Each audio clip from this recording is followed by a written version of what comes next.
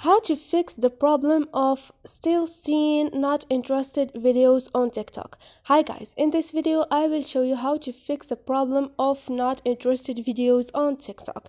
So it's so easy. All you need to do is follow those steps I'm gonna give you. The first one is go to your TikTok application, click on profile, click on those three buttons up there, and click on setting and privacy. Now all you need to do is scroll down and click on report a problem. Scroll down and click on feed, search, share. On the first option, which is feed, click on still seeing not interested videos. So TikTok will tell you, thanks for taking the time to contact us. Please clear the app cache and restart the app and device to see if it gets fixed.